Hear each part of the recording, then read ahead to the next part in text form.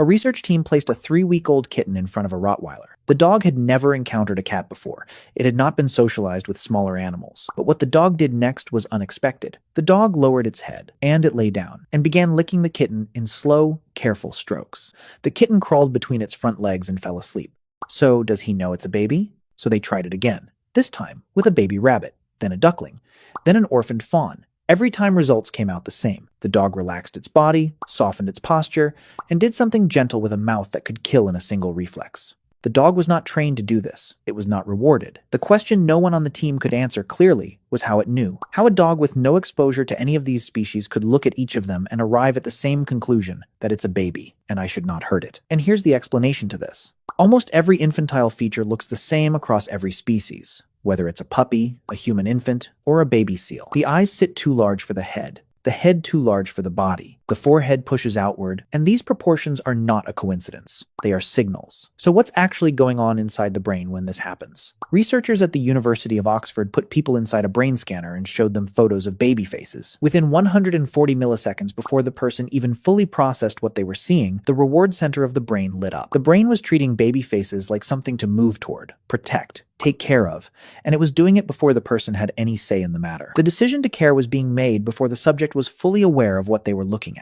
And the key part, the response didn't require the baby to be human. The proportions alone were enough. You can't put a wild leopard in a brain scanner, but the way animals behave is the same. This system isn't just in us. It runs possibly in every mammal alive. A female leopard in Kruger National Park killed a baboon in a marula tree. Normal hunt, but when the body fell, something came with it. A baboon infant, about 2 weeks old. A safari guide named Ryan Sobey recorded what happened next. Over several hours, the leopard came down, walked to the infant, and picked it up in her jaws. But not the way she'd bite prey. She used the carry bite, just enough pressure to hold, not enough to break skin. She carried the baboon infant into a thicket, set it down, and began grooming it, licking its fur in long, slow strokes. The infant crawled toward her belly and attempted to nurse. The leopard allowed it. By morning, the infant had died of exposure. Baboon infants need near constant warmth in the first weeks of life, and the leopard's body couldn't give it that. But she stayed beside it through the night. When hyenas came close, she picked it up and moved it further away. This wasn't the first time. Leopards in the greater Kruger region have done this with baboon infants on at least 3 separate occasions.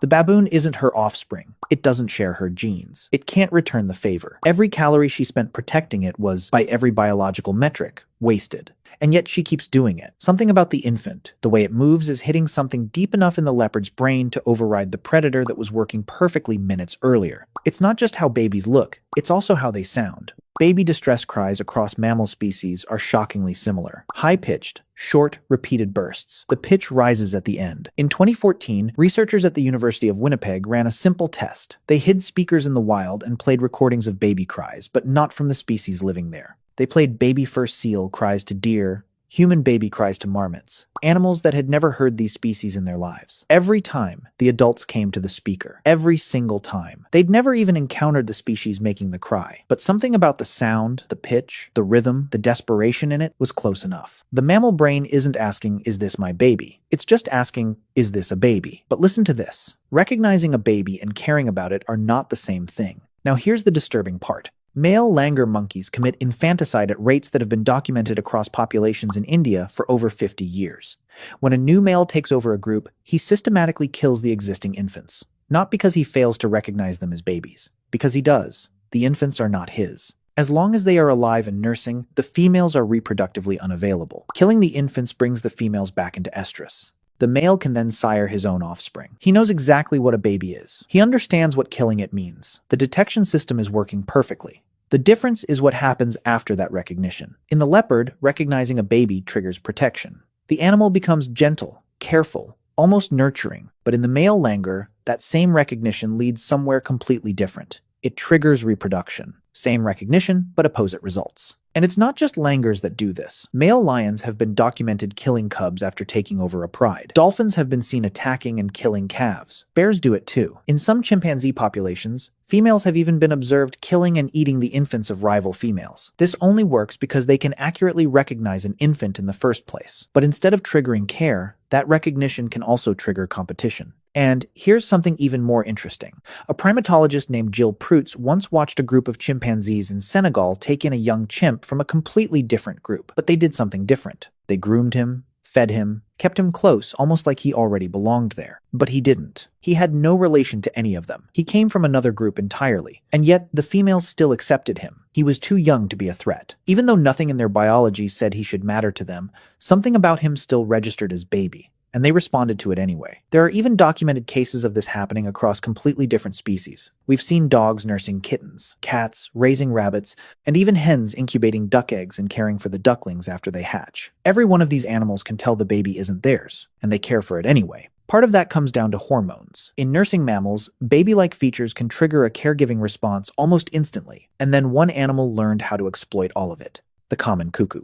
This bird sneaks its egg into another bird's nest. When the chick hatches, the first thing it does is push the host's real eggs and babies out of the nest so it gets all the food for itself. And it works. The host parent keeps feeding it like nothing happened. Day after day, the cuckoo grows. Within a week or two, it's 3 or 4 times bigger than the bird feeding it. It looks nothing like the parent's own young. There is no way to look at this chick and think it belongs there. And yet the parent bird keeps feeding it. And the reason behind this is how they cry. Researchers at Cambridge found that a single cuckoo chick produces a begging call that sounds like an entire nest full of hungry chicks screaming at once. The parent's brain is wired to respond to how loud and desperate the begging gets. The more intense it is, the more food it brings. The cuckoo figured out exactly how loud it needs to be. It didn't trick the parent by looking convincing. It found the exact point where the parent's brain stops questioning and starts caring.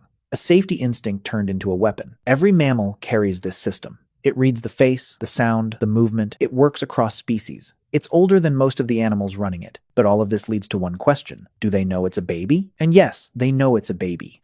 What happens after depends on the animal. Some see a baby from another species and every instinct to protect it kicks in. Others see the same thing and exploit it. Same detection, completely different response. It comes down to the animal, its biology, and millions of years of evolution shaping what it does in that moment. So, yes, they know it's a baby. The evidence is clear. They see it, hear it, respond to it across species lines in ways that cost them something. The real question was never whether they recognize it, it's what they choose to do once they do. And that, it turns out, looks a lot more like us than we expected. And maybe that's the most unsettling part of all of this. We built entire philosophies around the idea that compassion is uniquely human. That empathy, that instinct to protect something small and helpless, was proof of something higher in us, something special. But a leopard sat in the dark next to a dying baboon infant and never left. A dog with no training, no reward, no reason, looked at a duckling and went gentle.